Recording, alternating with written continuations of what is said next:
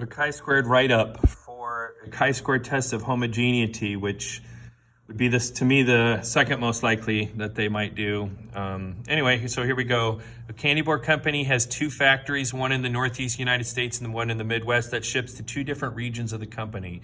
The company wants to know if the two regions like different candy bars. The company randomly selects weekly orders in cases from different gas stations within the two regions. So apparently they sell to mostly gas stations.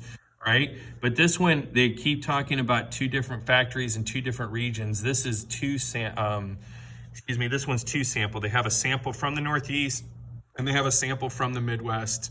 And then they're going to try to compare those, which is different from an independence where it's one sample that they broke up two different things.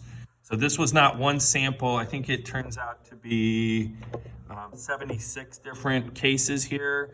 But it wasn't one sample of 76. It was a sample from the Northeast and a sample from the Midwest. All right. So first of all, this one is also a matrix, just like an independence one is. So they can ask us to find the expected counts. This could be multiple choice or step one on a write-up. So Northeast chocolate bar is this number right here. And now this one I made a table and I put the totals in there. I just didn't type them up for you. I don't remember why, but probably being lazy, or also it's good. You might want to get used to the fact that sometimes when I'm writing stuff on a test, I might make it a little bit nicer, but the College Board's not necessarily going to be down about that. So they'll do things like they'll give us the data in a little bit different, or won't give us the totals. Just trying to, get some practice in there. All right, so Northeast Candy Bar, that's the column total times the row total divided by the total, and I have it written out, that's 16.04. That's how many cases we would expect to sell at the Northeast of the chocolate bars. There was 19, we expected 16.4.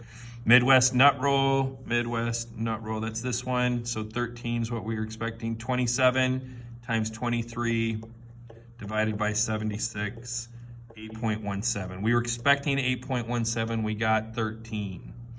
How many degrees of freedom without the calculator? We do the same thing, cover up as independence. I just recorded the independence one, by the way. That's why I keep saying the same things. Doesn't matter. That doesn't help out with the video order, of course. But cover up one row and one column, and then count the number of cells left, and do not include the totals. That's also multiple choice that they like to put in there. All right.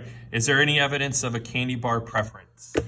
So actually, let's go ahead. We're gonna do the write-up, and then we'll type stuff in the calculator. So for this one, you just want to say that there's a difference. So there is a difference, first the null is a statement of no change. So there is no difference in candy bar preference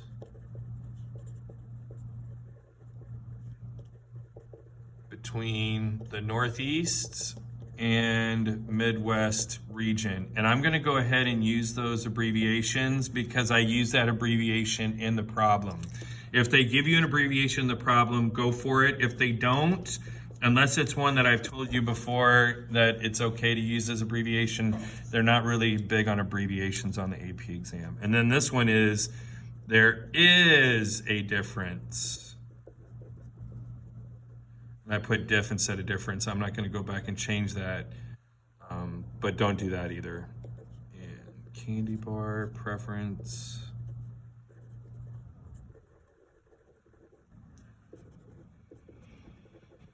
between the Northeast and Midwest regions.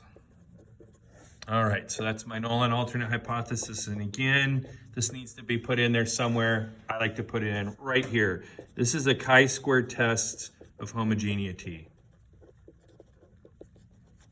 All right, by the way, just real quick, if you accidentally do this one as a chi-squared test of independence, you can still get several points correct. You will get points taken off for this. If you talk about association here, they might take off some points there.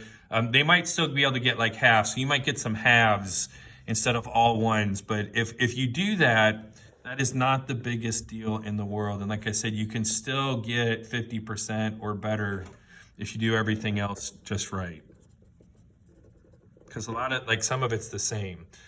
So chi-square test homogeneity, we have random, this one would not be the same. This is 2 independent random samples.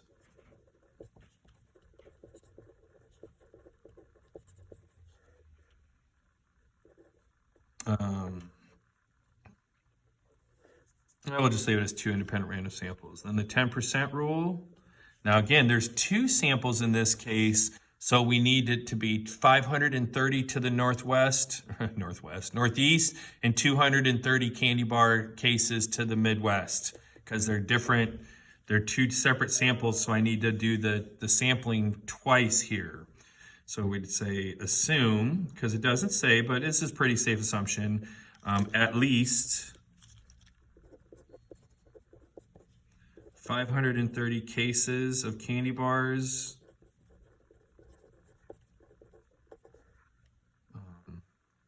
sold in the Northeast region. Okay, I don't know what I'm doing right there, but we'll fix that. And 230 cases in the Midwest.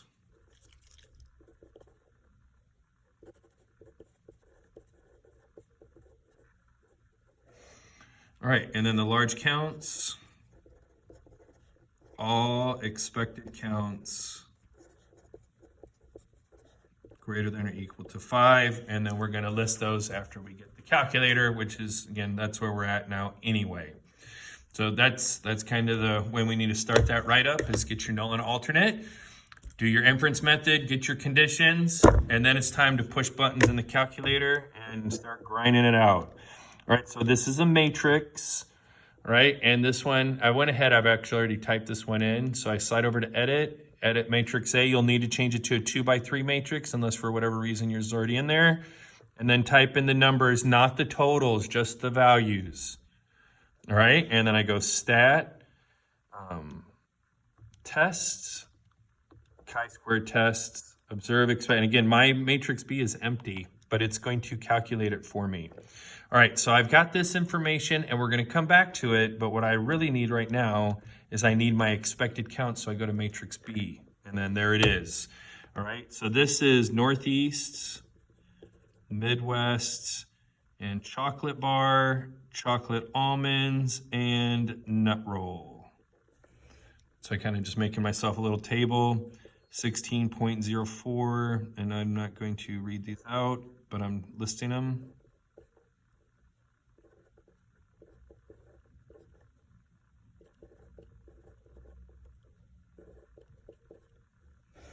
All right, so there's my expected counts, and all those expected counts are greater than or equal to 5. So that sets that finishes this piece. Now I go chi-squared equals, and again, I got to give myself some space, and then I'll put the answer over here. It's approximately whatever. And then I got p-value, I need that, and I need my degrees of freedom, which I already know is 2, and we already talked about that before. But in the calculator will tell us that as well. So back to stat, test, chi-squared tests, again, just enter, and we get 6.53 for the chi-squared, and the p-value is 0.038. But now we go back and fill in the work. And this one again, not again, we just did this on, again, I'm recording videos, it doesn't work the same. This is on your formula card. Observed minus expected squared divided by expected.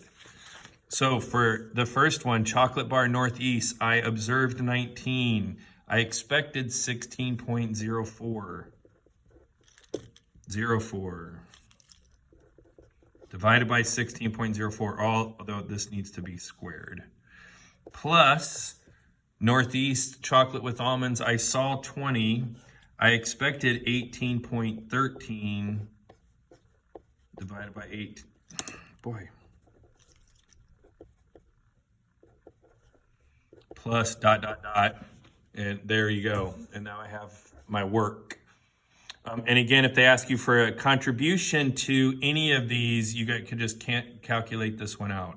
If they ask you which one's the biggest, what you want to do, because you divide by the expected, you're going to want to find one that has a small expected account, small expected amount, but a big gap in between what we had. So I'm just going to show you real quick. Nut roll. We had 13, we were expecting 8.17. That's a gap of almost 5. And that's one of the smallest expected counts, the 8.17. This one had a smaller one, but we expected 6. This one could be a 2. 4, it was almost 3 apart instead of almost 5 apart, but we would be dividing by a smaller number. So which one gives you the biggest? It's probably going to be this one. It could possibly this one. Again, just if they ask you which one's the biggest, there's going to be one that's clearly the correct answer. So you're looking for a big gap with a small expected value. And that doesn't have anything to do with this problem, but I've seen that before as well. All right, and then since the p-value 0.038 is less than alpha 0.05, let's make it actually look like an alpha, we reject null. There is convincing evidence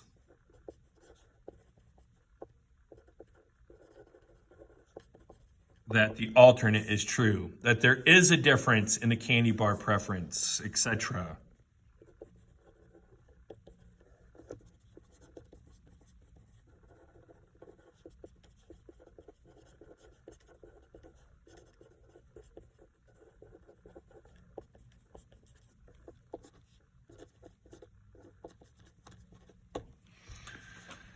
All right, there's chi-square test of homogeneity.